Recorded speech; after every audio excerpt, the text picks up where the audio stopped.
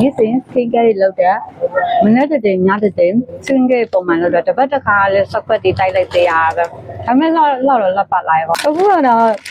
တိဥတုကပရိုပုံနဲ့မမစနေတာဖြစ်ပါတယ်ဆက်ကြအောင်မလားအဲ့တော့စမလိုမျိုးလှပချင်တယ်ဆိုရင်ရှင်တို့လည်းskin care လုပ်ဖို့တော့အချိန်တော့နည်းနည်းပြရမယ်နော်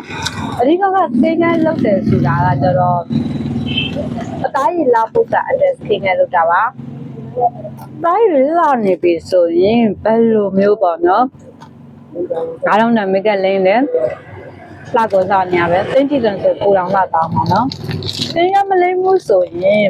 သသိန်းနဲ့ make up လင်းနဲ့အသားရည်ကလှလာမှာမဟုတ်ဘူးအဲ့ make up ကြီးလည်းပေါ်လွင်မှာမဟုတ်ဘူးနော်အဲ့တော့ငါတို့နဲ့ make up လင်းပြအသားရည်ရတဲ့နေဆိုတာနေ့ skin care ပုံမှန်ရင်